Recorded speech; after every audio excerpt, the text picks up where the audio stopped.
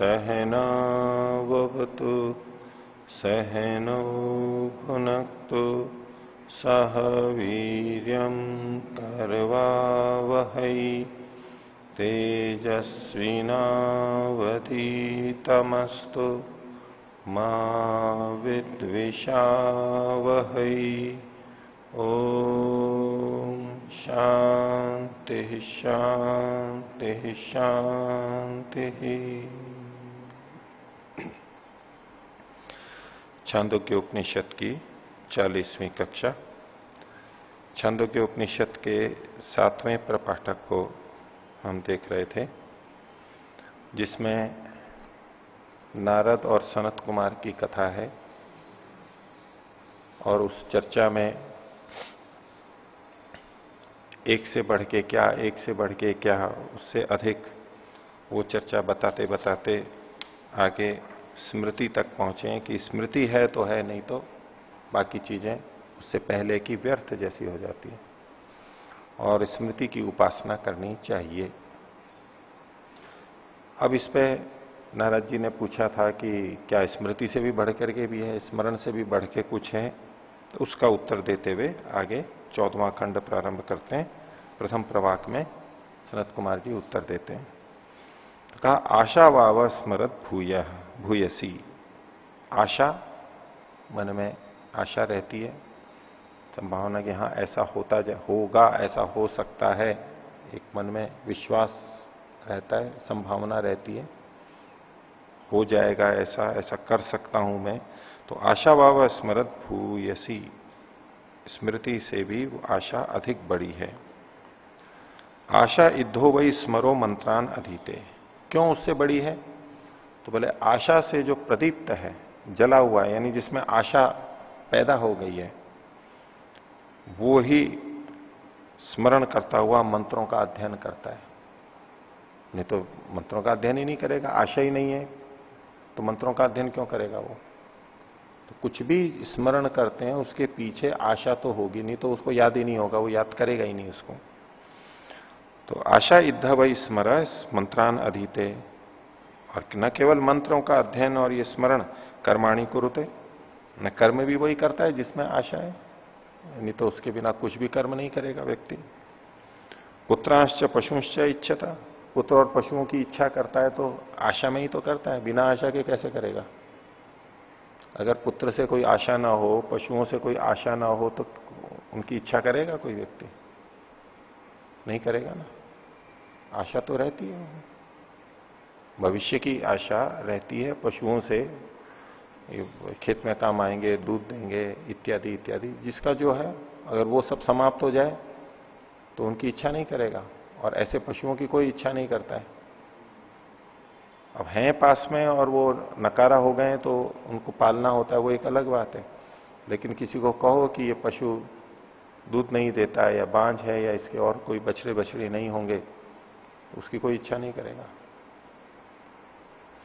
तो पुत्रांश पशुंश इच्छता, आशा के कारण ही होता है। और इमम च लोकम अमुम च इच्छता है, इस लोक और परलोक को भी कोई क्यों चाहता है? वो आशा वाला ही चाहता है, नहीं तो नहीं चाहेगा। आशा में उपास है, इसलिए आशा की उपासना करो। और आशा को बनाए रखना भी अपने आप में बहुत बड़ी बात होती है। जीवन में विभिन्न क्षेत्रों में व्यक्ति चलता रहता है, चाहे लौकिक हो चाहे आध्यात्मिक हो, उस क्षेत्र की आशा को बनाए रखना एक बड़ा काम होता है।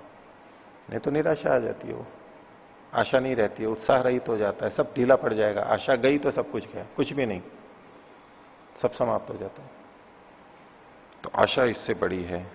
तो स यह आशाम ब्रह्म इति उपासते, जो आशा को ब्रह्म की तरह से उपासना करता है, आशा जरूर, आशा बलवती राजन। तो स यह आशाम उपासते ब्रह्म इति उपासते, तो आशया अस्य सर्वे कामा समृद्ध्यंती, आशा से ही उसके सारी कामनाएं पूर्ण हो जाती हैं, समृद्ध हो जाती हैं, पूर्ण हो जाती हैं। बिना आशा के कामना पूर्ण नहीं हो सकती। कोई कोई हो गई है सामान्य, किसी ने कर दी, लेकिन आशा होती है तो वो कामनाओं को पूरा कर ही लेता है।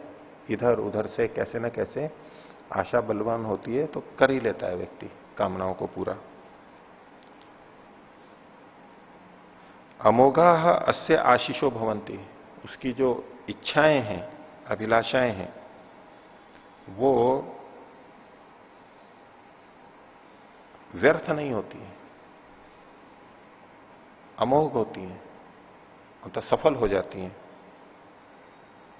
और दूसरे ढंग से आशीष है, मतलब आशीर्वाद दूसरों के लिए जब देते हैं कि आपका ऐसा हो जाए, आपका ऐसा हो जाए, वो आशा वाले हैं, अपने लिए भी होता है, दूसरों के लिए भी कर सकते हैं, तो वो उसकी सफल हो जाती है।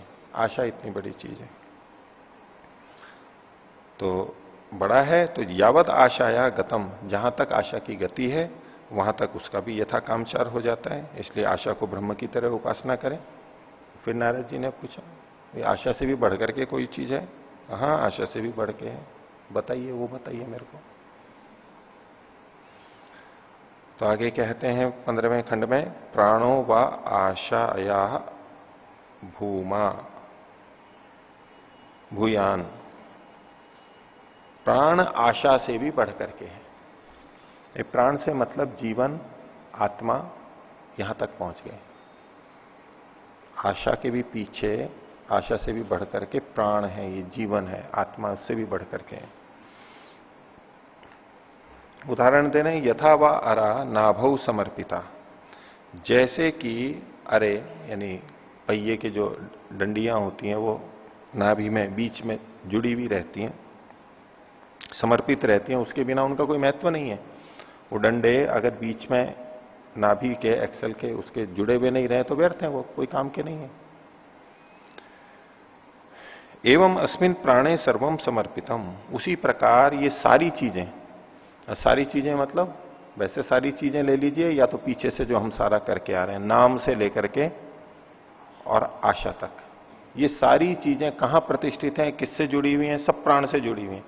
प्राण को हटा दो तो ये सब व्यर्थ है, कोई मतलब नहीं इनका। तो आत्मा, प्राण, जीवन से ये सारी जुड़ी हुई हैं, सब उसमें समर्पित हैं। आगे कहते हैं प्राणों की महत्ता को, प्राण प्राणे न याति। प्राण प्राण के द्वारा ही गति करता है। ये जीवन जीवन के द्वारा ही गति करता है, आत्मा स्वयं अपने द्वारा गति करता है। उसके लिए कोई गति की देने के लिए कुछ चाहिए? अब पीछे जो सारा आ रहा था कि इससे बलवान ये, इससे बलवान ये, और ये नहीं हो तो ये नहीं हो सकता, ये नहीं हो तो ये नहीं हो सकता, एक दूसरे पे आश्रित होते हुए आ रहे हैं ना। अगर आशा नहीं हो तो स्मृति नहीं हो सकती, स्मरण नहीं होगा, स्मरण नहीं होगा तो विज्ञान नहीं होगा, इत्यादि जो एक के ऊपर एक आश्रित करते हुए आ रहे हैं। यहां अब उन्होंने आश्रित नहीं कहा किसी को। यहां क्या कह रहे हैं? प्राण प्राणे न याति, प्राण प्राणे न याति। ये जो प्राण है, जीवन है, ये प्राण के द्वारा ही गति करता है, नहीं स्वयं स्वयं के द्वारा गति करता है। इसके लिए और किसी की जरूरत नहीं है, ये स्वयं करता है। प्राण है प्राणे न याति, प्राण है प्राणम ददाति। और प्राण क्या देता है? प्राण किसको देता है? वो प्राण को ही देता है, जीवन को ही देता है। वो जीवन रूप है, जीवन ही देता है। और प्राणाय ददाति, वो किसके लिए देता है? प्राण के लिए, स्वयं अपने लिए ही देता है। स्वयं स्वयं से चलता है, स्वयं को ही देता है और स्वयं के लिए ही देता है। प्राण ऐसा है, प्राण प्राण को ही देता है, प्राण स्वयं स्वयं को देता है, स्वयं स्वयं के लिए देता है और स्वयं स्वयं से चलता है। प्राणो है पिता, प्राणो माता। प्राण ही पिता है। जिसे हम पिता कहते हैं, जिसे हम माता कहते हैं, वो क्या चीज है? किसे हम पिता और माता कहते हैं? तो प्राण ही पिता है, प्राण ही माता है। प्राणो भ्राता, प्राण ही भाई है। प्राण है स्वचा, प्राण ही बहन है। प्राण है आचार्य है, प्राण ही आचार्य। और प्राणो ब्राह्मण, प्राण ही ब्राह्मण है, विद्वान है। सब कुछ प्राणी है। अर्थात ये जो जितनी चीजें हैं, माता पिता आदि, अगर इनमें प्राण नहीं है तो इनको पिता को पिता नहीं बोलेंगे, माता को माता नहीं बोलेंगे, भाई बहन को भाई बहन नहीं बोलेंगे, अगर इनमें प्राण नहीं है। जब तक इनमें प्राण है तब तक ही इनको इस तरह से हम पुकारते हैं। इसलिए प्राण ही ये सब कुछ है। इस तरह प्राण के कारण ही ये सब कुछ है, ऐसी महत्ता इसकी बताई है।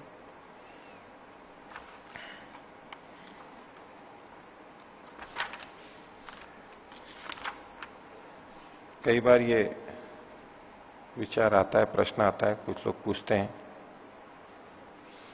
कि एक दूसरे को प्रेरित करता है तो कोई शक्ति होती है, ऊर्जा होती है, कि इंजन खींचता है या धक्का लगाता है, कोई व्यक्ति ठेले को धक्का लगाता है, वो शक्ति ऊर्जा होती है ना, तो धक्का लगाता है। वो व्यक्ति है, वो स्वयं अपने अंदर ऊर्जा होती है तो धक्का लगाता है। तो हम कहते हैं भाई शरीर कैसे चलता है, तो बोले इंद्रियों से चलता है। इंद्रियां कैसे चलती हैं? और मन से चलती हैं। मन कैसे चलता है? बुद्धि से चलता है। और बुद्धि कैसे चलती है?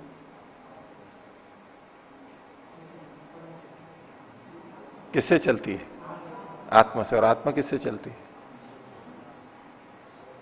आत्मा किससे चलती है? परमात्मा से चलती है। परमात्मा ही सब कुछ करवा रहा है। अब दूसरे ढंग से हम देखें कि भाई ठेला कैसे चलता है, बोले मनुष्य चलाता है, धक्का देता है। मनुष्य कैसे चलता है? उसको कहीं और से ऊर्जा मिल रही है क्या? खाने पीने से तो मिलती है, लेकिन नहीं, उसकी ऊर्जा अपना अंदर ही पैदा होती है, वो स्वयं चलाता है। एक दृष्टि से हम कह सकते हैं ना भाई, एक से दूसरे में धक्का हो रहा है, क्रिया हो रही है, भाई इसमें कहां से हो रही है? बोले वो तो शरीर में उत्पन्न होती है ऊर्जा अपने आप ही। एक दृष्टि से एक पिछला खाना पीना रोक करके, ईंधन को रोक के देखें तो भाई शरीर में अपने आप होती है, खुद पैदा होती है। गाड़ी में है भाई, पहिए कैसे चलते हैं? तो वही इंजन से चलते हैं। इंजन कैसे चलता है? डीजल से चलता है। ऊर्जा कहां से आती है? बस उसमें उत्पन्न होती है, बाहर से थोड़ा ना डालते हैं। ईंधन तो डाला है, लेकिन वो जो गर्मी ऊर्जा पैदा हो रही है वो तो अंदर ही हो रही है ना। इस रूप में हम वहीं एक जगह जाके रुक सकते हैं। तो आत्मा जब क्रिया करता है, आत्मा में ऐसी कौन सी शक्ति आ जाती है कि वो मन को प्रेरित करता रहता है? कहां से आ जाती है? तो उस दृष्टि से एक कथन कर सकते हैं। एक तो वो कथन है पहले जो योग दर्शन के अंदर भी देखा कि ये मन आदि सन्निधि मात्र से उपकार करते हैं, ये व्यवस्था ऐसी है। और दूसरा है कि नहीं, आत्मा प्रेरित करता है तो आत्मा कैसे? बस अपने आप से करता है, उसको कोई अलग से शक्ति नहीं आती, वहां से कोई ऊर्जा निकल के जाती है। तो प्राण किससे चलता है? तो प्राणे नहीं आती। प्राण से, यानी स्वयं से ही चलता है वो, उसको धक्का देने वाला पीछे से कोई नहीं है, वो स्वयं से चलता है। और प्राण दूसरों को देता है तो क्या देता है? बोले प्राण ही देता है। अब आत्मा आ जाती है तो शरीर भी ऐसा लगता है जैसे चेतन हो गया है, प्राणवान हो गया है। ऐसा प्रतीत होगा ना, हाथ पैर आंख नाक सब लगता है जैसे कि चेतन हो गया, ये शरीर चेतन हो गया, मन चेतन हो गया, इंद्रियां चेतन हो गई है, चेतनवत दिखने लगती हैं। तो प्राण क्या देता है इनमें? चेतना दे देता है इनको। प्राण ही देता है, जीवन चेतना ही देती है। और किसके लिए देती है? तो प्राण के लिए ही देता है। वो चेतन अपने लिए ही देता है, वो इंद्रियों और शरीर के हित के लिए नहीं देता है ये चेतना, वो अपने लिए ही देता है सब कुछ। पीछे जो आ रहे थे वो इस पे आश्रित, वो इस पे आश्रित, ये किस पे आश्रित? ये इसी पे आश्रित है। एक सीमा आ गई। अब इसके आगे नारद क्या पूछेंगे? इस सीमा को संकेतित कर रहे हैं। आगे देखिए, ये जो माता पिता आदि का कहा, ये माता पिता प्राण ही माता पिता आदि क्यों हैं, उसको सिद्ध कर रहे हैं दूसरे प्रवाक में।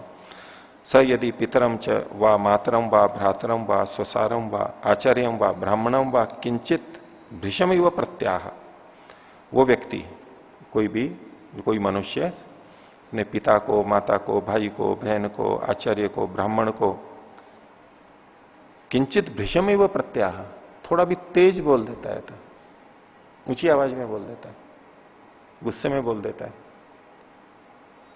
ऐसे कुछ आक्रोश में बोल देता है, तो लोग क्या कहते हैं? धिक्त्वा अस्तु, धिक्कार है तेरे को। इतिएव एनम आहु, लोग उसको कहने लग जाते हैं, धिक्कार है तेरे को, इनसे ऐसे बोलता है, आक्रोश में बोलता है, ये बोलता है, उसको धिक्कार करने लगते हैं।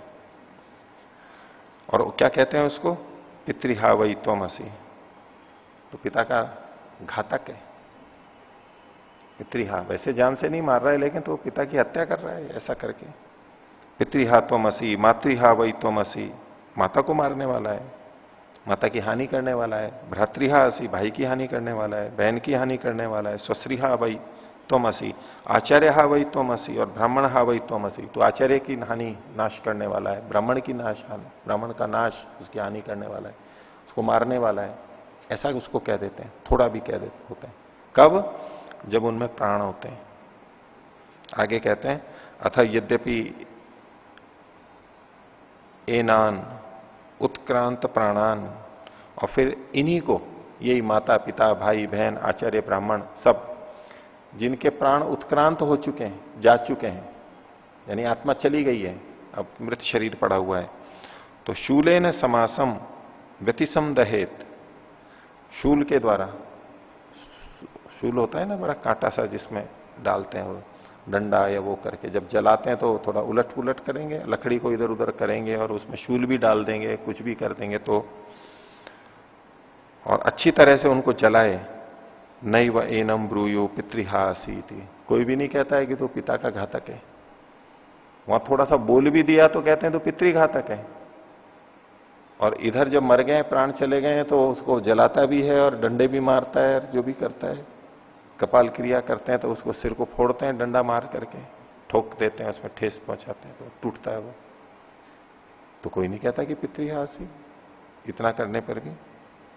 न मातृहा असीति, न पितृहा भ्रातृहा असीति, न स्वश्रीहा असीति, न आचार्यहा असीति, न ब्राह्मणहा असी। इनको किसी को भी मारने वाला ये नहीं कहते। क्यों? क्या हो गया भाई? ये अगर शरीर ही माता पिता थे तो ये तो पड़े हैं ना यहां पर अभी, भाई बहन आचार्य ब्राह्मण ये तो पड़े हैं ना, उनके साथ अभी भी तो वो कर रहा है कुछ, तब तो कोई नहीं उसको कहता। तो इसलिए कहते हैं प्राणो ही एव एतानी सर्वाणी भवती, ये सारे के सारे प्राण हैं, जब तक इसमें प्राण है तभी तक इसकी महत्ता और तभी तक ये सब कहा जाता है। जितना पाप और पुण्य है वो तभी तक लगेगा जब तक इसमें प्राण है, और प्राण नहीं है फिर उस शरीर को कोई भी काट दे मार दे तो क्या है। लौकिक दृष्टि से भले ही हम कहें भी ठीक नहीं है ऐसे काटना पीटना, लेकिन जीते जी तो वो पाप कहलाएगा, और मरे हुए को कर दिया तो कोई बात नहीं, ठीक है, होती है कुछ स्थिति। तो सब एष एवं पश्यन, तो जो ऐसा देखता है, एवं मनवान है और ऐसा मनन कर लेता है, ये जो सारी बातें पीछे कही गई और ये प्राण तक आकर के पहुंच गए, एवं विजानन, इस प्रकार जानता हुआ, अतिवादी भवती, अतिवादी हो जाता है वो। अतिवादी होते हैं आजकल, अतिवादी, आगे बढ़ने वाला, बहुत बढ़ चढ़ के बोलने वाला अतिवादी। आतंकवादियों को भी अतिवादी नाम से कुछ कहीं कहीं बोलते हैं, अतिवादी है, अतिवादियों ने जो एक्सट्रीम पे जाते हैं, अति पे चले जाते हैं, बहुत ज्यादा जाके परिवर्तन करना है तो बंदूक उठा के करेंगे, मार देंगे दूसरे को, इस तरह जो वो अतिवादी कहते हैं। आतंकवादियों को अतिवादी नाम से भी कहा जाता है, कई जने कई प्रसारणों में, मेरे को जहां तक ध्यान आ रहा है बीबीसी में ऐसा बोला करते थे समाचारों में, और इसमें अतिवादी शब्द भी इनके लिए प्रचलित है, समाचार पत्रों में लेखों में भी कहीं कहीं आ जाता है। तो देखो अतिवादी बना दिया, एवं विजानन अतिवादी भवती, वो अतिवादी हो जाता है। अब यहां अतिवादी का मतलब क्या है? उसने क्या कहा? इससे बढ़कर के ये, ठीक है, नाम से बढ़कर के वाक, उससे बढ़कर के मन, उससे बढ़ के ये बढ़ करके ये कैसा है? अति अति पे, इससे वो उससे अधिक ही है, उससे अधिक ही है, उससे अधिक है, ये अतिवादी है, अतिवादी भवती। तो बोले कोई उनको कहने लगे तमचेत ब्रूयु अतिवादी असी थी, तुम तो अतिवादी हो। तो वो अतिवादी शब्द निंदा में भी आएगा और अच्छे अर्थों में भी आ सकता है। तो अगर कोई कहे कि तुम तो अतिवादी हो, तो अतिवादी अस्मिति ब्रूयात, कहेगे हाँ मैं अतिवादी हूं। बोलो क्या करना है, हूं अतिवादी, उसमें शर्म की क्या बात है? ना अपनो भी था, छुपाए नहीं कि मैं अतिवादी हूं, कहे गर्व करे कि मैं अतिवादी हूं, छुपाना किस बात का? दूसरा कह रहा है कि आप बहुत अतिवादी हो, जैसे कि आजकल कहा जाता है कट्टर हो, है ना, कि बहुत कट्टर हो। हाँ कट्टर हूं, वो कट्टर को बहुत दृढ़ता को गुण मानता है, बोले हाँ कट्टर हूं मैं, तो क्या अतिवादी है तू? वहां हूं अतिवादी। मैं इसमें कोई छुपाने की बात नहीं है, कोई निंदा की बात नहीं है मेरे लिए। क्यों नहीं है वो आगे बताएंगे। और नहीं तो अतिवादी को कहते हैं ये तो बहुत बोलता है, अतिवादी है, बहुत बोलता ही रहता है, बढ़ चढ़ करके बोलता है, अतिवादी है ये। बोले इस बारे में तो मैं अतिवादी हूं और कोई छुपाने की बात नहीं है मेरे को कोई शर्म नहीं है, ग्लानि नहीं है इस तरह की बातें कहते हुए, जो अभी तक ये बढ़ाते गए। तो बोले ये जो अतिवादी है, एशत हुआ अतिवादी, ये कौन सा है? यह सत्य न अतिवदती, जो सत्य बात को लेकर के ये करता है अतिवादी, कोई छुपाने की बात नहीं है। वो अतिवादी तो निंदा का पात्र वो बनेगा जो असत्य से करता है ऊंचा, वैसे ही बढ़ा चढ़ा करके ये और वो और वो। नहीं तो कोई अतिवादी की बात नहीं है इसमें। कई बार बातचीत में बोलते हैं तो आप तो बहुत आग्रही हो, आग्रह करते हैं ना, वो कहते हैं आपको तो बहुत आग्रह, वो बदल नहीं रहा होता है ना अपने अनुसार। हम जो चाहते हैं उसको बदलना, समझाना, और वो बदलता नहीं है। बोले बहुत आग्रह है इसमें तो। वो आग्रह का मतलब क्या होता है? दुराग्रह, बहुत दुराग्रह है, छोड़ते ही नहीं है, पकड़ के रखा है अपनी बात को, ढीले छोड़ते ही नहीं है अपने आप को। निंदा करते हैं इस बात की कि आग्रही हो। कहते हैं हाँ आग्रही तो होना ही चाहिए, यह सत्याग्रही नहीं होना चाहिए। सत्य का आग्रही होना चाहिए या नहीं होना चाहिए? तो बोले कि आग्रह ही नहीं रखना चाहिए। तो क्या सत्य का भी आग्रह नहीं रखें? जो ठीक चीज है उसका भी आग्रह नहीं रखें? नहीं रखना है। आप मेरे को आग्रही कहते हो तो कहो, मैं सत्याग्रही हूं, सत्य से आग्रही हूं मैं, कोई दोष नहीं है इसमें, इसमें कोई छुपाने की बात नहीं है। आप कहते हो तो कहते रहो। हाँ दुराग्रह हो तो अलग बात है, अब वो आग्रह गलत कहलाता है। और जो लोग प्राय ये कहते हैं ना बहुत आग्रह है, आग्रह है, तो उनको क्या आप क्यों इतना आग्रह कर रहे हो? वो भी तो आग्रह कर रहे होते हैं। उनको समझाओ तो वो नहीं हटेंगे। बोले नहीं, वो अपने को तो समझते हैं हम बहुत जान के पूरा विवेचना पूर्वक हम टिके हुए, हम हमारा आग्रह नहीं है। बोले क्यों नहीं आग्रह कहलाएगा? भाई आप क्यों नहीं बदल जाते हो? वो ये तो ठीक है इसलिए यही मान रहे हैं, इसमें कोई आग्रह थोड़ा ना है। यानी आग्रह मतलब दुराग्रह ही लेते हैं वो निंदा में ही लेते हैं। लेकिन वो जैसे उनका व्यवहार है वो खुद भी तो दृढ़ता रखते हैं ना, अभी नहीं ये समझ के बाद ठीक है, ये वो नहीं पलट सकते, तो ऐसे दूसरा भी कर सकता है। और दूसरा तो उनको दुराग्रही लगता है और स्वयं सत्याग्रही लगते हैं। तो आग्रह होता है, आग्रह कोई छुपाने की बात नहीं है, आग्रह है तो है। अब शिष्टाचार की भाषा में कहते हैं कि भाई बहुत आग्रह है, वो दुराग्रह तो बोलते नहीं है, क्योंकि दुर शब्द बोल दिया तो ये तो फिर शिष्टता नहीं रही।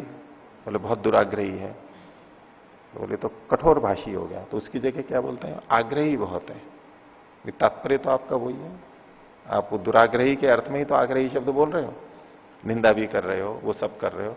वो केवल शब्द में क्या है, भावना तो अंदर वैसी ही वैसी है, तो उसकी अभिव्यक्ति भी अगर हो भी जाती है, आग्रही भी बोल सकते हैं, दुराग्रही भी बोल दीजिए, कोई शर्माने की क्या बात है? आपको ऐसा लग रहा है तो बोल दीजिए भाई आप मेरे को दुराग्रही लग रहे हैं। तो जैसे वो आग्रही है तो सत्याग्रही है, कोई शर्म की बात नहीं है, सत्य के प्रति आग्रह होना ही चाहिए, क्यों नहीं हो। या फिर वो जिनके मन में ये घुसा हुआ रहता है ना कि आग्रह तो ठीक ही नहीं है, जो आग्रह कर लिया तो अब अध्यात्म में गति नहीं कर सकता है, तो अब उपाय क्या है उनका? आग्रह नहीं रखे। बोले ठीक है, आप कह रहे हो आपका भी ठीक है, उनका कह रहे हैं वो भी ठीक है, मैं भी ठीक हूं, वो भी ठीक हो सकता है, ये भी ठीक हो सकता है। अब हो सकता है या नहीं है, अंदर से नहीं मान रहे। अंदर से तो वो जो खुद है उसी को ही ठीक मान रहे व्यक्ति, लेकिन आग्रही रूप में रखा, प्रस्तुत किया, तो फिर तो अध्यात्म, लोग कहेंगे कि ये तो आध्यात्मिक व्यक्ति नहीं है।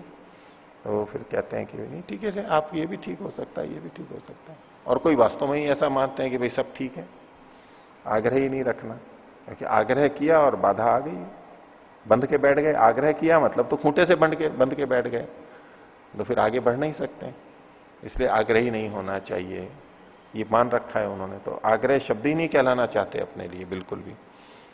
तो ये कह रहे हैं कि नहीं, आग्रह है, कोई अतिवादी बोल रहा है तो बोल रहा है, बोलो, उनकी क्या बात है। मैं सत्य के प्रति अतिवादी हूं, मैंने जो ये बढ़ा चढ़ा के इससे बढ़ के ये, इससे बढ़ के ये, मैंने ठीक बात कही है। अब उसको कोई अतिवादी कहे तो कहे, कहता रहे, मेरे को कोई ग्लानि नहीं है, मेरे को कोई छुपाना नहीं है इसमें। तो इसने पूछा कि अच्छा, जो सत्य से अतिवदती, तो सो अहम भगवत सत्य न अतिवदानी थी, तो नारद ने कहा कि ठीक है जी, मैं सत्य से अतिवादी बनूंगा, सत्य से मैं खूब बोलूंगा, अच्छा बोलूंगा, और उसमें कोई मेरे को बात नहीं है, सत्य से करूंगा। तो सनत कुमार जी बोलते हैं सत्यम तु एव विजिज्ञासितव्यम इति। तो पहले ये जानना चाहिए कि सत्य है क्या। वो अतिवादी तो बन रहा है, वो सत्य है या नहीं है यही नहीं पता है, तो पहले सत्य को तो जाने। तो सत्य की जिज्ञासा करनी चाहिए। सत्यम तु एव विजिज्ञासितव्यम, अच्छी प्रकार से जानना चाहिए। तो नारद जी कहते हैं सत्यम भगवो विजिज्ञासे, ठीक है भगवान मैं सत्य को जानूंगा, सत्य की जिज्ञासा करूंगा। फिर आगे कहते हैं सत्य को कौन जान लेता है। अब वो फिर क्रम चल रहा है यहां से, वो प्राण तक एक क्रम हुआ। अब अतिवादी है तो वो तो है, और कारणों की खोज कर रहे हैं, इसके पीछे ये, इसके पीछे ये, एक क्रम भी है जो बता रहे हैं उसमें। तो अतिवादी कौन होगा, वो सत्य को बोलेगा तो अतिवादी है, वास्तविक अतिवादी। सत्य कौन बोलेगा, बोले यदा वही विजानाति अथ सत्यम वदति।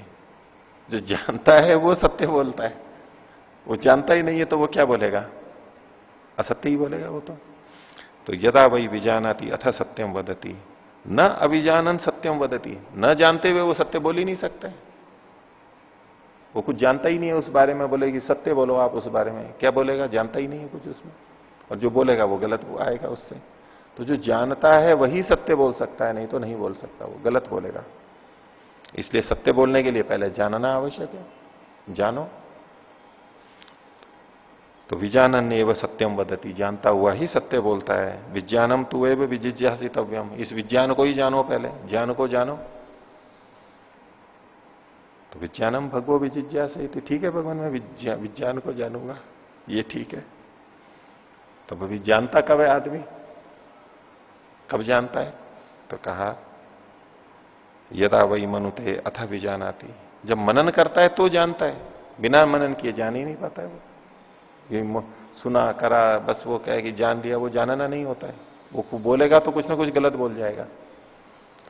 सुना पढ़ा मनन किया नहीं, अब वो सुनी हुई बात को कहीं का कहीं बोल जाएगा वो, और गलत बोल जाएगा, उन्हीं पंक्तियों को, उन्हीं वचनों को, उन्हीं कथाओं को। और उसने मनन किया हुआ होगा तो समझ जाता है कि अच्छा ये बात है, ये इस संदर्भ में कही, इसका तात्पर्य ये है, तो वो ठीक जगह पे उसको बोलेगा, ठीक प्रमाण देगा, नहीं तो इधर का उधर बोल जाएगा।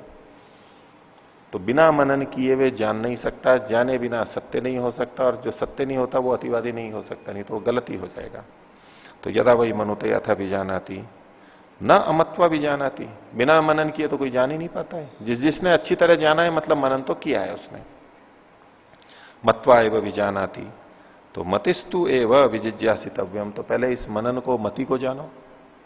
तो बोले ठीक है भगवान, मति भगवो विजिज्ञासे, मैं मनन को जानूंगा, उस पर और ध्यान दूंगा।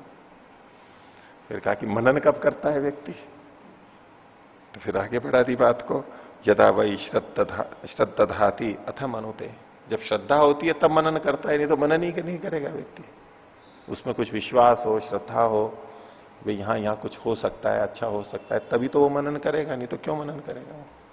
अब फालतू की कोई बातें हैं, बोले इस पे मनन करो, इधर उधर की उल्टी सीधी बातें हैं, बोले मनन करो, क्या मनन करे इसमें, मनन के लिए कुछ है ही नहीं इसमें। पता है कि नहीं ये वाक्य अच्छा है, वेद का है, कुछ रहस्य है इसमें, सूत्र है ये, अब उस पर मनन किया जा सकता है, नहीं तो क्या है, यूं ही किसी ने बना दिया श्लोक और कुछ भी सूत्र बना दिया, क्या मनन करना है उसमें। तो पहले श्रद्धा होती है तब हम उस पर मनन करते हैं, नहीं तो मनन ही नहीं करेंगे। क्यों समय लगाएंगे, क्यों अपने दिमाग की कसरत करेंगे, दिमाग को क्यों थकाएंगे, आराम से चल रहा है चलने देंगे। तो यदा वही श्रद्धाति अथ मनुते न अश्रद्धन मनुते, श्रद्धा ना करता हुआ कोई मनन नहीं करता। श्रद्धात एव मनुते, श्रद्धा करता हुआ ही मनन करता है। तो श्रद्धा तु एव विजिज्ञासित तव्यायति, सबसे पहले श्रद्धा को जानोगी, श्रद्धा है क्या, नहीं तो मनन क्या करोगे।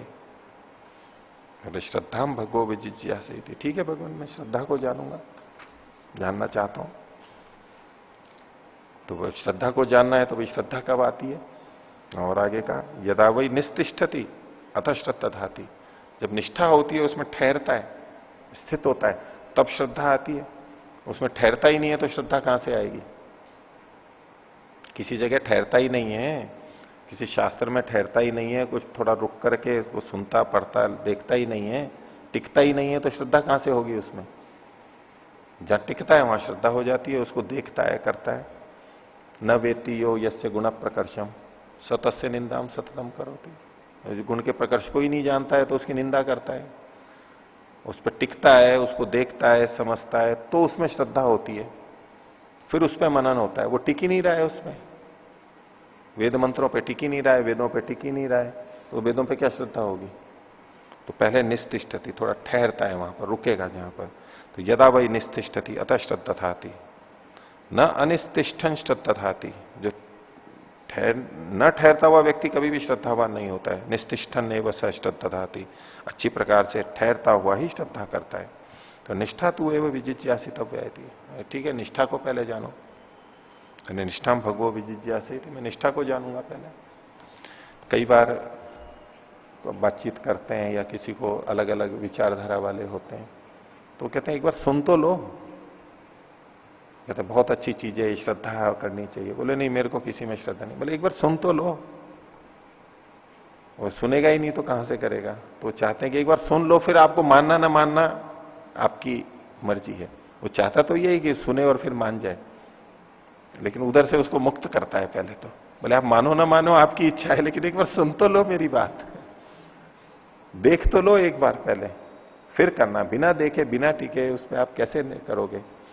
तो निस्तिष्ठति, बोले ठहरता किस पे है व्यक्ति, टिकता कहां पर है। तो बोले यदा वही करोति अथ निस्तिष्ठति, जब कुछ करता है उससे कर्म उससे संबंधित, तब वहां पर ठहरता है। कुछ उससे संबंधित कर्म ही नहीं करता है, बिना कर्म के ठहर ही नहीं सकता वो व्यक्ति। न अकृत्वा निस्तिष्ठति, बिना किए ठहरता नहीं है। कृत्वैव निस्तिष्ठति, तो कृतिस्तु एवं विजिज्ञासितव्यम, तो पहले करने को, क्रिया को देखो। वो कोई क्रिया करेगा, उससे संबंधित बात आएगी, ज्ञान आएगा, नहीं इसमें यह आवश्यकता है, तब जाके कहीं टिकेगा कि नहीं इस विषय में यहां जानकारी है, मेरे कमी आ रही है, काम पूरा नहीं हो रहा है, तब वो जाकर के कहीं टिकेगा कि नहीं इस विषय में कौन बताने वाला है। अब कुछ क्रिया करते हैं और वहां यंत्र में और उसमें खराबी होती है तो कहीं ना कहीं जाके टिकते हैं, पता लगता है, फिर वहां से कुछ ज्ञान मिलता है, फिर श्रद्धा होती है, तब अब उसको जानने का प्रयास करते हैं। तो क्रिया के बिना ठहर नहीं सकता, क्रिया करनी होगी। कृतिस्तु एवं विजिज्ञासितव्यमिति कृतिम भगवो विजिज्ञासे, तो ठीक है जी मैं क्रिया कर लूंगा, क्रिया को पहले जान लेता हूं। तो बोले क्रिया कब करता है व्यक्ति।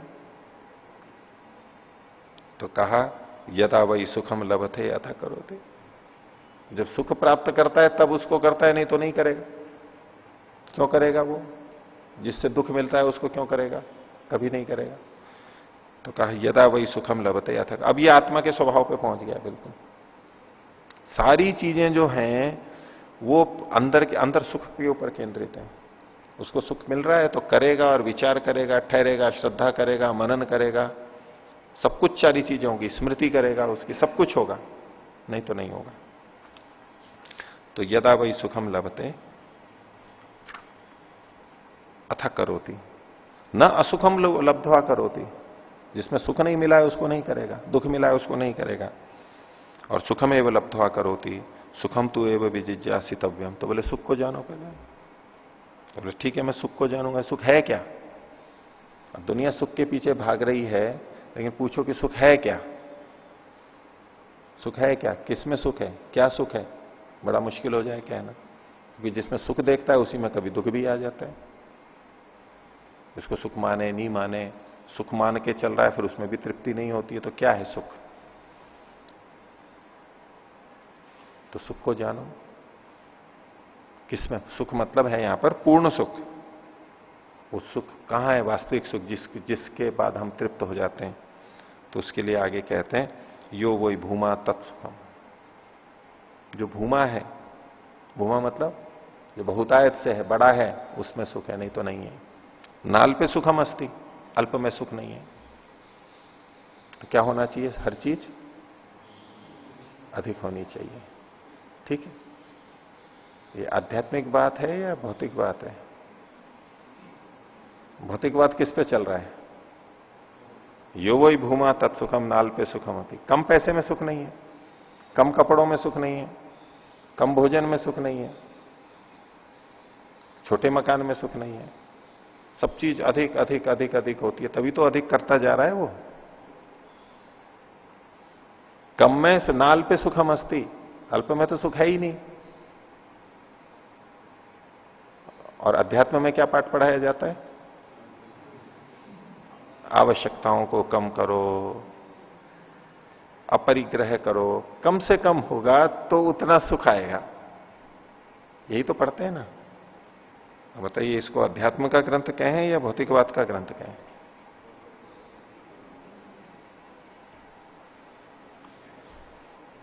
क्या माने इसको? भौतिकवादियों की योजना बड़ी लंबी होती है, ऐसा कि सुनते हैं। बहुत बुद्धिमान होते हैं वो।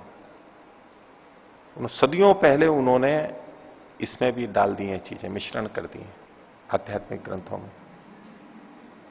उनकी योजना थोड़े से साल की नहीं होती, तो लंबी योजना पहले से सोच के चलते कि इनको कब होगा, भारतीयों को इस तरफ कब डला सकते हैं, जब इनके ग्रंथों के अंदर, आध्यात्मिक ग्रंथों में ये डाल दिया जाए, मिश्रण कर दिया जाए, तो ये आ सकते हैं। तो ये देखो, इसका एक उदाहरण है, यो वो भूमा तत्सुखम नाल पे सुखम अस्ति। अल्प में तो सुख है ही नहीं। वो कहां गलत हुए फिर भौतिकवादी? गलत कहां हुए वो? ठीक ही तो हुए ना। और हम इसीलिए दुखी हैं कि हम उपनिषद के वचन को नहीं स्वीकार कर रहे हैं। हालांकि अब स्वीकार कर रहे हैं हम इसको। हमारा देश भी उसी मार्ग पे चल रहा है आगे से। अधिक अधिक चीजें, साधन संसाधन, मोटरसाइकिलें, गाड़ियां, फ्रिज, टीवी, अधिक अधिक बढ़ते जा रहे हैं। यो वही भूमा तत्सुखम नाल पे सुखम अस्ति। छोटी गाड़ी से बड़ी गाड़ी, छोटे टेलीविजन से बड़ा टेलीविजन, यो वही भूमा तत्सुखम। नाल पे सुखम अस्ति, अल्प में सुख नहीं है। छोटा मोबाइल तो बड़ा मोबाइल, छोटा कैमरा बड़ा कैमरा, यो वही भूमा तत्सुखम नाल पे सुखम अस्ति थी। ये सत्य है, ये वास्तविकता है हमारे जीवन की। ये सब हम अनुभव करते हैं। भूमा एव सुखम, जो भूमा है वही सुख है। भूमा तो एव विजिज्ञासितव्य थी, इस भूमा की ही जानकारी करनी चाहिए, इसी को जानना चाहिए। तो कहते हैं भूमा नाम भगवो विजिज्ञासे थी, भगवान में ठीक है, इस भूमा को जानूंगा, ये भूमा है क्या चीज। तो ये तो अभी पीछे जो मैं बोल रहा था वो तो एक अलग ढंग से व्याख्या थी। तो है तो ये आध्यात्मिक ही व्याख्या। हर आदमी बड़ा तो चाहता ही है, अधिक धन संपत्ति, अधिकता चाहता ही है वो। लेकिन ये अध्यात्म में उनको ये पता लग जाता है कि ये जिसको बड़ा चाह रहे हैं, इधर चल रहे हैं, बड़ी जमीन और बड़ा घर, इस बड़े से कुछ नहीं होने वाला। ये वास्तव में बड़े नहीं है, ये वास्तव में तो छोटे छोटे ही है। भौतिकवादी इतने बड़ों से ही संतुष्ट हो जाता है, वो अधिक संतोषी है। अध्यात्मवादी उतने से संतोष नहीं करता है, तो पूरी पृथ्वी से भी संतोष नहीं करता है वो। क्या रखा है इस पृथ्वी में, मिल भी गई तो उसको बड़े की कामनाएं अधिक है। यो वही भूमा तत्सुखम, तो अध्यात्म आता है फिर। ये सारी छोटी छोटी तुच्छ चीजें हैं ये दुनिया की। तुच्छी तो कहते हैं ना इनको, अध्यात्म वाले इनको तुच्छी तो कहते हैं। क्या तुच्छ विषयों के प्रति भागे फिर रहे हैं, तुच्छ धन के पीछे। धन क्या है?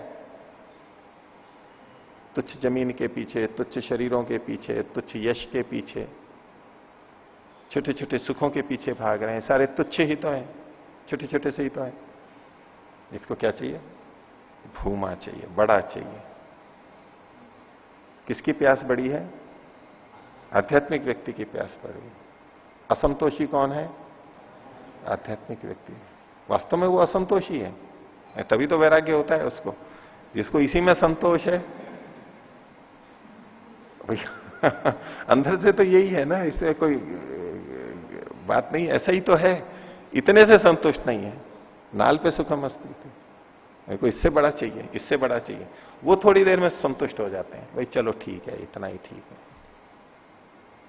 तो अध्यात्म शुरू होता है। तो यो वही भूमा तत्सुखम। तो बोले अच्छा, इस भूमा को बताओ, भूमा क्या है? ये भूमा है ब्रह्म परमात्मा। अंततः तो यही आने वाला है। तो वो लक्षण दिया, भाई भूमा किसको कहेंगे? सुख की बात है, सुख वो है जो भूमा है। भूमा कौन है? उसकी कसौटी दी, लक्षण दो भाई, कैसे पता लगे? बोले यत्र ना अन्यत पश्यति, जहां किसी और को नहीं देखता है वो, किसी को देख रहा है और देखते देखते दूसरी तरफ देख रहा है तो वो अच्छा नहीं है, उससे अच्छा दूसरा है। एक फिल्म को देखते हुए दूसरी तरफ देख रहा है, नाटक आ रहा है, खेल आ रहा है, उसको देखते देखते मोबाइल को देख रहा है उसके अंदर, तो फिर मोबाइल को देखते देखते किसी और चीज को देखने लग गया। मोबाइल में पहले फेसबुक में देखा, फिर उसको हटा करके व्हाट्सएप पे आ गया, फिर उस पर वो आ गया, इधर उधर चले गए, कभी ये कभी वो कभी वो कभी वो। तो बोले ये भूमा नहीं है, भूमा का ये लक्षण ही नहीं है। जब हम एक से दूसरी तरफ जा रहे हैं इसका मतलब वो दूसरे को हम तुच्छ समझ रहे हैं। एक से दूसरी तरफ इसलिए तो जा रहे हैं हम कि वहां अब तृप्ति नहीं है, वहां अब सुख नहीं है, इसीलिए तो दूसरी तरफ जा रहे हैं।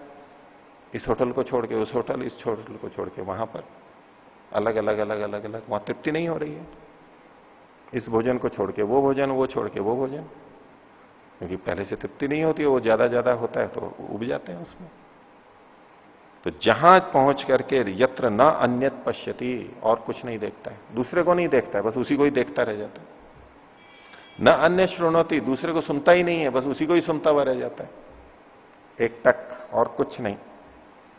न अन्यत भी जानाती, और किसी को नहीं जानता है, बस उसी को ही जानता रहता है। स भूमा, उसे भूमा कहते हैं। भाई बड़ा सुख तो वही होगा ना जिसको पा लेने के बाद में इधर उधर नहीं जाएगा, वो बस हो गया ये। जैसे कि कोई भूखा इधर उधर भटक रहा हो, फिर अपने घर पे पहुंच जाए और घर का भोजन मिल जाए उसको, अब वो इधर उधर नहीं भटकेगा ना, बस ये हो गया। अब नहीं इधर उधर नहीं करेगा कि किस होटल में क्या बना है और कहां क्या है, ढूंढेगा नहीं, बस ये बन गया, आ गया मेरे पास, बढ़िया, सबसे बढ़िया आ गया, अब इधर उधर नहीं जाएगा वो भूमा है, ये कसौटी है। क्योंकि सर्वोच्च तो वही होगा, और जिसको देखने सुनने जानने के बाद में इधर उधर फिर भी इच्छा रह जाए, इसका मतलब है वो कम है, अभी वहां तृप्ति नहीं हुई है, वो भूमा नहीं है, हमें उसमें न्यूनता दिखाई दे रही है। और दुनिया ऐसी ही तो चल रही है, एक को छोड़ के दूसरे को, दूसरे को छोड़ के तीसरे को, व्यक्ति हो चाहे घर हो, ये जो चलता है, गाड़ी हो मोबाइल हो, रुचि से उब जाते हैं। खराब नहीं हुई ये चीज, उब जाते हैं। कपड़े फटे नहीं हैं, पुराने नहीं हुए हैं, लेकिन फिर भी बदलने हैं। ये सब क्या है? ये भूमा की खोज है। इस बात में संकेत है कि ये चीज पूरा सुख नहीं दे रही है, लेकिन वो बोध नहीं होता है। वो कहते नहीं इसे नहीं, अब दूसरा जाए। ये नहीं कि इसमें ये हुआ नहीं बोध, ये तृप्ति को नहीं प्राप्त करा है, ये नहीं जानकारी हो पाती है। तो बोले जैसे यहां हो रहा है वैसे यहां भी होगा। जिन्होंने इसको पाया वो भी इसको छोड़ करके और कहीं जा रहे हैं, उसको जिन्होंने पाया वो उसको छोड़ के कहीं और जा रहे हैं।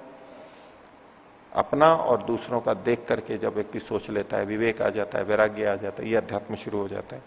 तो भूमा वो है जहां और कुछ नहीं देखता, और कुछ नहीं सुनता, और कुछ नहीं जानता। अथा यत्र अन्यत पश्यति, अन्यत श्रृणोति, अन्यत विजानाति तदल्पम, जहां पर रहते हुए दूसरे को देखता है, दूसरे को सुनता है, दूसरे को जानता है, वो अल्प है। अल्पता का लक्षण हो गया भूमा, और अल्प का लक्षण। अल्प है तो दुख है, भूमा है तो सुख है। यो वो भूमा तद अमृतम, और ये भूमा है वही अमृत है, उससे बढ़ के कुछ है ही नहीं। अथ यद अल्पम तन्मर्त्यम, और जो अल्प है वही मर्त्य है, ये मरणशील है, परिवर्तनशील है, वो कम ही है, अल्प ही है।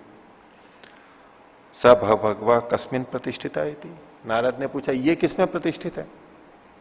पीछे पीछे इससे बढ़ के ये, इससे बढ़ के ये, और प्राण में जाकर के फिर हो गया था आत्मा में कि भाई ये अपने आप में ही है, और इधर भी ये चलते चलते चलते भूमा तक पहुंच गया। बोले ये किसमें प्रतिष्ठित है, इसके आगे और क्या है?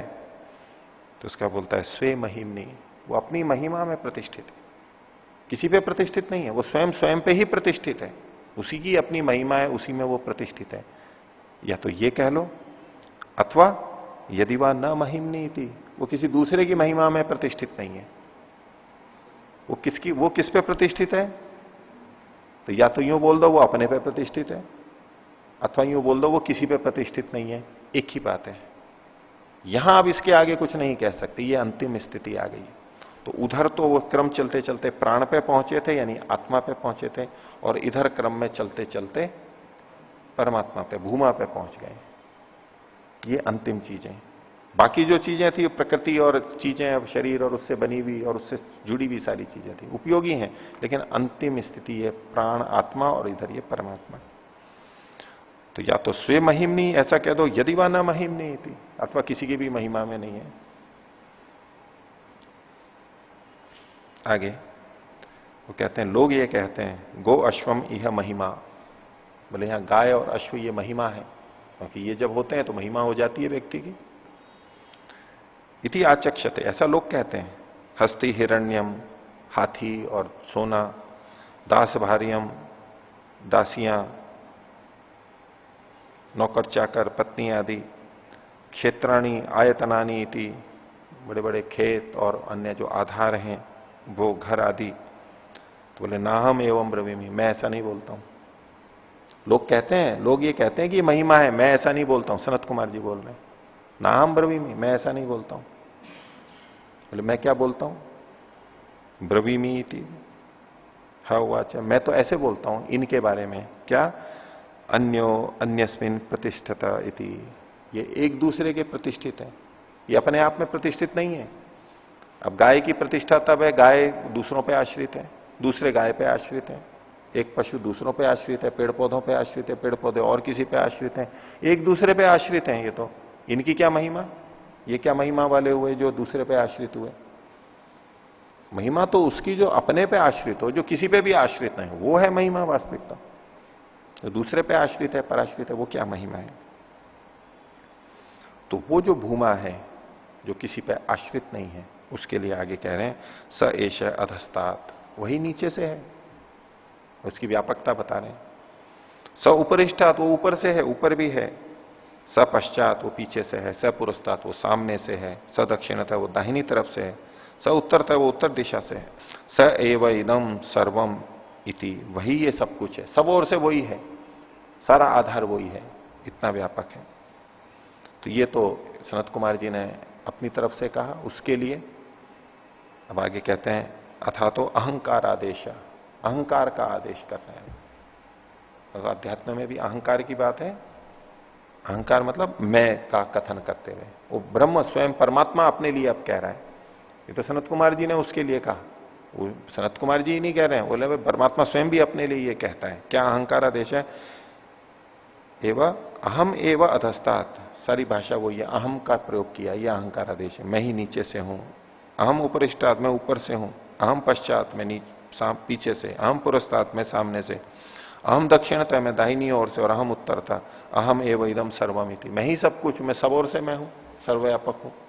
ये इसको अहंकार आदेश कहा, मैं का प्रयोग करते हुए कथन किया गया, ये है अहंकार आदेश।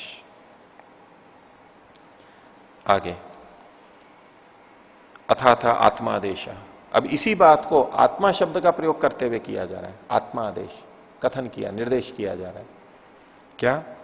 आत्मैव अधस्तात, सारी बात सब कुछ वैसा क्या वैसा है, केवल अहम की जगह पे आत्मा शब्द आ गया। वो मैं है कौन? पहले कहा था सह, वह, फिर कहा था मैं, ये अहम वह और मैं है कौन? ये तो सर्वनाम शब्द का प्रयोग किया गया। भाई वह तो कोई भी हो सकता है, मैं तो कोई भी हो सकता है, कौन है ये? तो अंत में वस्तु तत्व का कथन किया जा रहा है, आत्मा। इसको आत्मादेश के रूप में कहा।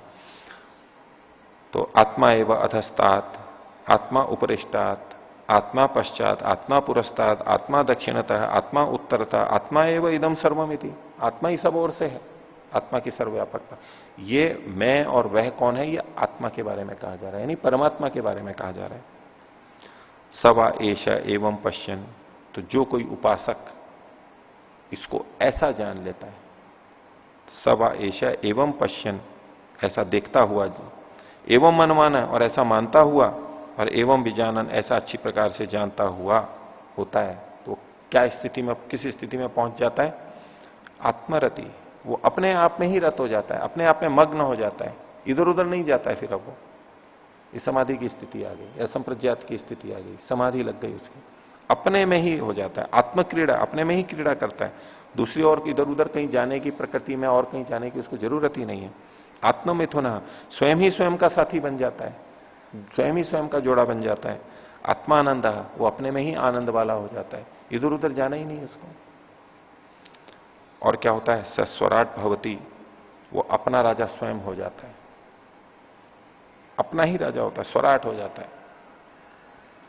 तस्य सर्वेषु लोकेषु कामचारो भवति, उसका सब लोकों में कामचार हो जाता है। यथा कामचार जो पीछे बता रहे थे, इसको जानने वाले का जहां तक उसकी गति है वहां तक उसका कामचार होता है, इसकी गति जहां तक है वहां तक कामचार होता है, उतनी उतनी उसकी पहुंच हो जाती है, पकड़ हो जाती है। ये कह रहे हैं कि जब ऐसा हो जाता है तो उसका सब लोकों में कामचार हो जाता है, सब जगह पकड़ हो जाती है, कहीं कोई बाधा नहीं होती है। तस्य सर्वेषु लोकेषु कामचारो भवति। अथ ये अन्यथा, और जो इससे भिन्न है, जिनको ये नहीं पता लगा, ये समझ में नहीं आया है, ये अथो अन्यथा अतो विदु,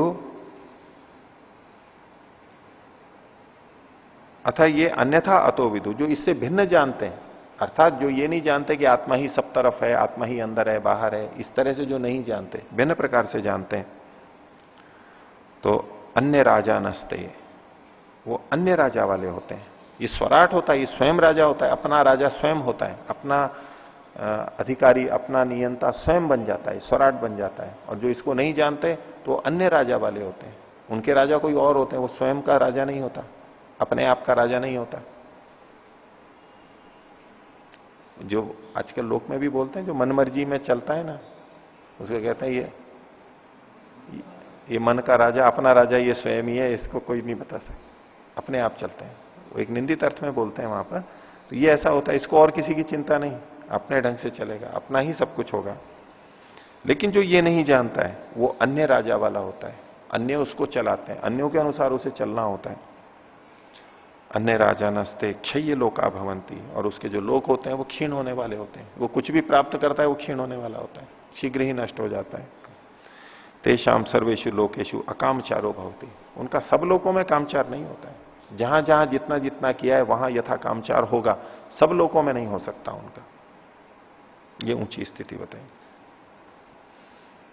तो इसी को और आगे कह रहे हैं, तस्य हवा ए तस्य एनम पश्यत, उसके इसके इस प्रकार देखते हुए का, जो ऐसे देख रहा है इस संसार को, एवं मनमाना, ऐसा मानते हुए का, एवं विज्ञानतः, ऐसा जानते हुए का, तो आत्मतः प्राण, आत्मतः आशा। अब जो पीछे सारी चीजें थी ना, वो सारे उसके किससे होते हैं? आत्मा से होते हैं। और ये आत्मा का मतलब है परमात्मा। ये जो आत्मा ऊपर नीचे कहा गया, ये परमात्मा अर्थ है। उसके क्या होता है? आत्मतः प्राण, आत्मा से ही उसके प्राण होते हैं। प्राण मतलब आत्मा था पीछे, और यहां आत्मा का मतलब है परमात्मा। तो आत्मा और प्राण अलग अलग चीजें हैं यहां पर। तो उसके आत्मा से ही प्राण होते हैं। आत्मतः आशा, उसकी आशा परमात्मा से ही होती है। आत्मतः स्मरा, उसकी स्मृति भी परमात्मा से ही होती है। वो परमात्मा के आधार पर ही सब चीजें मानता है, तो उसको सहारा भी वहीं से मिलता है। आत्मतः स्मरा, आत्मतः आकाश, आत्मा से ही उसका ये आकाश होता है। आत्मतः तेज, आत्मा से ही तेज होता है। आत्मतः आप, आत्मतः आविर्भाव तिरोभाव, तिरोभाव। पीछे जो ये जल तक कहा, वो वहां भी ऐसा कैसे ही आया है, उसी क्रम से पीछे पीछे लौट रहे हैं। ये आविर्भाव तिरोभाव यहां पर नया आया है, पीछे नहीं आया था। यानी उत्पन्न होना और नष्ट होना, जो भी उत्पन्न होता है नष्ट होता है, वो सारा आत्मा से ही होता है। वही देख रहा है वो परमात्मा, वही कारण है। आत्मा तो अन्नम, ये अन्न भी उसी आत्मा से हो रहा है, परमात्मा से हो रहा है। अन्न करके ये वापस वहीं आ गए। पीछे आप और अन्न साथ साथ जुड़े हुए थे, वही क्रम आ गया। आत्मा तो बलम, आत्मा से ही बल होता है। आत्मा तो विज्ञानम, आत्मा तो ध्यानम, वही क्रम चलाते जा रहे हैं। आत्मतः चित्तम, आत्मतः संकल्प, आत्मा तो मन, आत्मा तो वाग, आत्मा तो नाम, यहां तक वही आ गया, नाम तक पहुंच गए। सब आत्मा से ही हो रहा है, सब परमात्मा से ही हो रहा है। उसी को आश्रित करके ये सारा का सारा चल रहा है। और आगे कहा आत्मा तो मंत्र, आत्मा से ही सारे मंत्र हैं। आत्मतः कर्माणि, ये सारे कर्म आत्मा से ही हैं, उसी के अनुसार है। आत्मतः एव इदम सर्वमिति, ये सब कुछ उस आत्मा परमात्मा से है। तो तरति शोकम आत्मवेद, तो आत्मा को जान लेता है, परमात्मा को जान लेता है, वो शोकों से तर जाता है, क्योंकि सब चीज उसको वहीं से जुड़ी हुई दिखाई देती है। किस बात का शोक करेगा वो? तो इसी की पुष्टि में आगे कहते हैं तदेशा श्लोको, एक श्लोक बता रहे हैं। न पश्यो मृत्युम पश्यति, पश्य है ऐसा देखने वाला, ये जो आत्मा को इस तरह से देखता है, यानी परमात्मा को, ब्रह्म को इस तरह से देखता है, वो न मृत्युम पश्यति, वो मृत्यु को ही नहीं देखता है। परमात्मा को देखता है तो वो मृत्यु को नहीं देख रहा है। ये कितनी विचित्र बात होगी। मृत्यु को देखने का क्या मतलब हुआ? जो मृत्यु को देख के भयभीत होता है, दुखी होता है, वो मृत्यु को देख रहा है। और जिसे ये पता है कि परमात्मा रक्षक है और आत्मा को भी नित्य अचरमर मान रहा है, उसके लिए मृत्यु मृत्यु ही नहीं है। कि मृत्यु तो तब कष्ट देगी जब उसे लगता है कि मैं नष्ट हो गया हूं, मेरा सब कुछ छिन गया, सब किया धरा रह गया, मैं उनको भोग ही नहीं पाया, तब वो दुखी होता है। मृत्यु उसको मृत्यु के रूप में तब दिखाई देती है, भयभीत रूप में, हानि के रूप में। उसको मृत्यु मृत्यु ही नहीं दिखाई देती। तो पश्य है, जो देखने वाला है, न मृत्युम पश्यति, वो मृत्यु को देखता नहीं है। मरता भी है तो कोई दुख नहीं होता है। और दूसरे ढंग से कहें कि उसको मृत्यु नहीं आती, यानी वो मुक्ति में चला जाता है, जन्म मरण के चक्र से चला जाता है। न रोगम पश्यति, पश्यति को सब जगह, वो रोग को भी नहीं देखता है, उसको रोग ही नहीं दिखाई देता, कष्ट कष्ट नहीं देखता। नोता दुखताम, न दुख को वो देखता है। सर्वम ह पश्य पश्यति, वो पश्य जो है वो सबको ही देखने लग जाता है, सबको उचित रीति से देखता है। वास्तव में सर्वम आपनोति, सबको प्राप्त कर लेता है। सर्वशः, पूरी तरह से। स एकदा भवती, वो एक प्रकार से हो जाता है, अकेला भी हो जाता है, बिल्कुल अकेला। और त्रिधा भवती, वो 3 प्रकार से भी हो जाता है। पंचता 5 प्रकार से, सप्तता 7 प्रकार से, नवधा चैव 9 प्रकार से भी हो जाता है। ये विषम संख्याओं का कथन किया गया है। देखिए, विषम संख्याएं होती है ना, 1, 3, 5, 7, 9, विषम संख्या। पुनश्च एकादश स्मृता, और उसको एकादश भी कहते हैं। और 9 से 11 ये भी विषम संख्या हो गई। और आगे शतम च, दश च, एकश्च, 100 और 10 और 1, 111। 100 लिखा, 100 के नीचे 10 लिखो और उसके नीचे 1 लिखो, जोड़ दो तो क्या होगा, 1, 1, 1, तो 111। ये भी विषम हो गया। तो शतम च, दश च, एकश्च, और सहस्राणी च विंशति, और 20 सहस्र, और उसको और भी बढ़ा लिया। तो इसको अलग अलग ढंग से कहते हैं। वो बहुत हो जाता है, कम से कम और बहुत, सब कुछ उसके अंदर है। फिर कहा आहार शुद्ध हो, सत्व शुद्धि। ये सब स्थितियां कब होती हैं? आहार के शुद्ध होने पर सत्व की, बुद्धि की शुद्धि होती है। और सत्व शुद्ध हो ध्रुवा स्मृति, बुद्धि के शुद्ध होने पर स्मृति ध्रुव होती है, दृढ़ होती है। स्मृति लंबे सर्व ग्रंथि नाम विप्रमोक्ष, और स्मृति जब प्राप्त हो जाती है तो सारी गांठें खुल जाती हैं, सारे मिथ्या ज्ञान हट जाते हैं, दोष हट जाते हैं, सब ग्रंथियां, सब गांठें, सब संशय हट जाते हैं। भिद्यते हृदय ग्रंथि छिद्यंते सर्व संशया, क्षीयंते चास्य कर्माणी तस्मिन दृष्टे परावरे। ये सब गांठें खुल जाती हैं उसकी। सर्व ग्रंथि नाम विप्रमोक्ष। तो ऐसा कह के फिर अंत में समापन कर रहे हैं। तस्मय मृदित कषायाय तमसस पारम दर्शयति, भगवान सनत कुमार है। ये भगवान सनत कुमार उसके लिए, उसके लिए किसके लिए? नारद के लिए। कैसा है नारद? मृदित कषाय है, जिसने अपने कषायों को, दोषों को मर्दन कर दिया, क्षीण कर दिया है, उसके लिए देख रहा है। वो पवित्र है, वो सनत कुमार भी पवित्र है, बड़ी तपस्या करके आया है, और इतना सुना उसने, उसके लिए उसने ये सारी बातें कही। तमसस पारम दर्शयति, इस अंधकार से परे क्या है, इस अविद्या से परे सत्य क्या है, ज्ञान क्या है, वो उसको कहता है। कहा मतलब उसने अभी तक। तम स्कंद इति आचक्षते, तम स्कंद इति आचक्षते। इस सनत कुमार को स्कंद नाम से भी कहा जाता है। वो स्कंद शब्द जो है वो गति और शोषण अर्थ में है। सनत कुमार ने क्या कर दिया? नारद के अज्ञान का शोषण कर दिया, उड़ा दिया उसके अज्ञान को, उसको ज्ञान दे दिया, इसलिए उसको स्कंद नाम से कहा जाता है। तो ये इनकी कथा पूरी हुई, नारद और सनत कुमार की। और इसी के साथ में ये 7वां प्रपाठक भी समाप्त हुआ। आगे छांदोग्योपनिषद का अंतिम प्रपाठक, 8वां प्रपाठक आगे देखेंगे।